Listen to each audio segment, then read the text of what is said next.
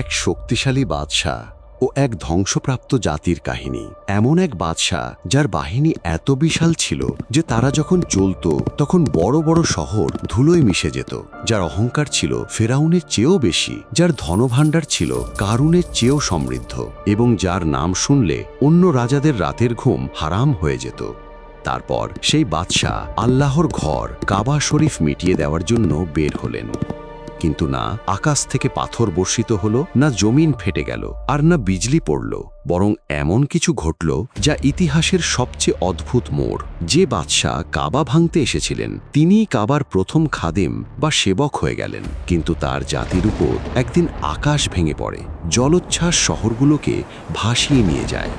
যে জাতি কাল পর্যন্ত অহংকার আর শক্তিতে মগ্ন ছিল, আজ সেই শক্তি পানির তোড়ে বিলীন হয়ে গেল। প্রশ্ন হলো, বাদশাহ নিজেই মানানোর পরেও তার জাতির উপর এমন ভয়াবহ আযাব কেন এলো যে কুরআন কিয়ামত পর্যন্ত তাদের নাম ধ্বংসপ্রাপ্ত জাতিগুলোর তালিকায় লিখে দিল?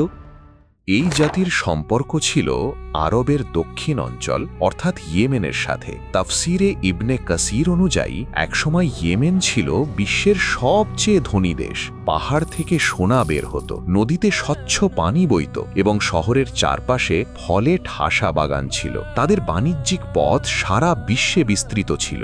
এই সালতানাতের নাম ছিল হিমিয়ার এম্পায়ার, আর তাদের রাজাদের উপাধি ছিল তোব্বা। মিশরের রাজাদের যেমন ফেরাউন বলা হতো, ইয়েমেনের রাজাদের বলা হতো তোব্বা। এদের মধ্যে সবচেয়ে ভয়াবহ ও শক্তিশালী এক নাম উঠে আসে, আবু করিব আসাদ তোব্বা আল হিমিয়ারি। তাফসিরের ভাষায় তার বাহিনী এমন ছিল যা আরব আগে কখনো দেখেনি। হাতি ও ঘোড়ার সমুদ্র, তীরন্দাজ, তলোয়ারবাজ আর লস্কর এত বড় যে প্রথম সৈন্য যখন শহর থেকে বের হতো শেষ সৈন্যটি তখনও শহরের ভেতরেই থাকত। তুব্বার স্লোগান ছিল, আমি জমিনের খোদা, যে আমার সীমানায় আসবে সে হয় আমার হবে, নয়তো মাটির।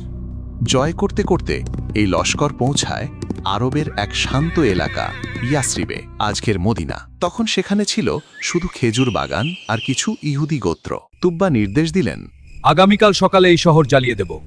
কিন্তু সেই রাতে তার স্বপ্নে এক নুরানি ব্যক্তি এসে বললেন, এই জমিন ছেড়ে দাও, এখানে আমার রসূল আসতে চলেছেন। তুব্বা ঘাবড়ে জেগে উঠলেন।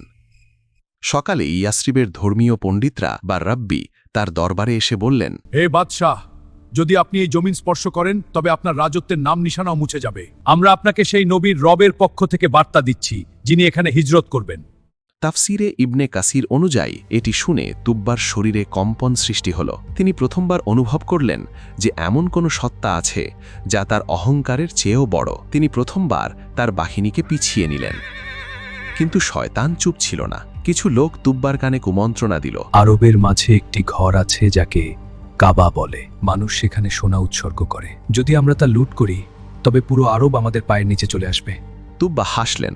লস্কর মক্কার দিকে মোড় নিল, কিন্তু সীমানায় প্রবেশ করতেই তুব্বার ওপর হঠাৎ এক মরণ ব্যাধি নেমে এলো। শরীর ফুলে গেল, চোখ বেরিয়ে এলো, জিভ শুকিয়ে কাঠ হয়ে গেল। তাবিব, জাদু, দোয়া সবই ব্যর্থ হল। তখন সেই পণ্ডিতরা আবারও এলেন। সত্যি করে বলো, তোমার মনে কি ছিল? তুব্বা বললেন, আমি এই ঘর ভাঙতে চেয়েছিলাম। পণ্ডিতরা বললেন, এটি আল্লাহের ঘর, এর রক্ষক কোনো বাহিনী নয়। বাঁচতে চাইলে এখনই তওবা করো। তুব্বা নিয়ত বদলানো মাত্রই তার রোগ গায়েব হয়ে গেল। তিনি কাবায় প্রবেশ করলেন বাদশাহ হিসেবে নয়, ফকির হিসেবে। তার চোখ দিয়ে পানি ঝরছিল। তিনি পশু কুরবানি দিলেন এবং নিজের অহংকার ও বিসর্জন দিলেন। এরপর তিনি ইয়েমেন থেকে সেরা কাপড় আনিয়ে প্রথমবারের মতো কাবার ওপর গিলাফ চড়ালেন। তুব্বা শুধু তওবা করেননি, তিনি শেষ নবীর নামে একটি চিঠিও লিখেছিলেন। আমি সাক্ষ্য দিচ্ছি যে আপনি আল্লাহর রসূল। যদি আমি আপনার যুগ পেতাম, খেদমত করতাম। তিনি সেই চিঠি ইয়াসরিবের মানুষের কাছে আমানত রেখেছিলেন, যা প্রজন্মের পর প্রজন্ম সংরক্ষিত ছিল এবং পরবর্তীতে রাসূলুল্লাহ সাল্লাল্লাহু আলাইহি ওয়াসাল্লামের কাছে পৌঁছে দেওয়া হয়েছিল। তুব্বা হক পথে ফিরে এসেছিলেন এবং তার জাতিকে দাওয়াত দিয়েছিলেন, কিন্তু তার জাতি আগুনের পূজা করত। তারা তাকে বুড়ো বলে উপহাস করত। তুমি বুড়ো হয়ে গেছো বাদশাহ। সত্য প্রমাণের জন্য আগুনের পরীক্ষা হলো। পাহাড় থেকে আগুন বের হয়ে মূর্তি পূজকদের পুড়িয়ে ছাই করে দিল। কিন্তু তুব্বার অনুসারীদের কাছে এসে ঠান্ডা হয়ে গেল, সত্য স্পষ্ট হয়ে গেল। কিন্তু তুব্বার মৃত্যুর পর সেই জাতি আবারও শিরক ও জুলুমে লিপ্ত হলো। তারা আল্লাহর নেয়ামতকে অস্বীকার করল। প্রথমে পানির অভাব দেখা দিল, বাগান শুকিয়ে গেল। তারা ভাবল, এটা তো শুধু ঋতু পরিবর্তন, আল্লাহর আযাব না। অবশেষে আল্লাহর আযাবের সময় এলো। একদিন আকাশ ফেটে গেল, পাহাড় থেকে পানির দেয়াল নেমে এলো। মুহূর্তের মধ্যে রাজপ্রাসাদ মাটিতে মিশে গেল। যেখানে সোনা ছিল সেখানে মানুষের লাশ ভাসতে লাগলো। তারা বাঁচার জন্য তাদের মূর্তিদের ডাকলো, কিন্তু যাদের ডাক ছিল তারা নিজেরাই মাটির নিচে বিলীন হয়ে গিয়েছিল। কোরআন শুধু এটুকু বলেছে, আমরা সেই জাতিকে ধ্বংস করে দিয়েছি, কারণ তারা ছিল অপরাধী। আজ তাদের নাম নিশানাও নেই। এই কাহিনী শুধু ইয়ামেনের নয়, এটি প্রত্যেক সেই জাতি ও শাসকের জন্য সতর্কবার্তা যারা নিজেদের শক্তিকে খোদা মনে করে। আজ আমাদের মনে হতে পারে মারণাস্ত্র, সুপার পাওয়ার বা এআই সবকিছু, কিন্তু মনে রাখবেন, আল্লাহর হুকুম এলে এসবই ইয়ামেনের প্রাসাদের মতো বালিতে মিশে যাবে। এই কাহিনী থেকে আপনি কি শিখলেন? কমেন্টে জানান, ভিডিওটি লাইক করুন এবং চ্যানেলটি সাবস্ক্রাইব করুন।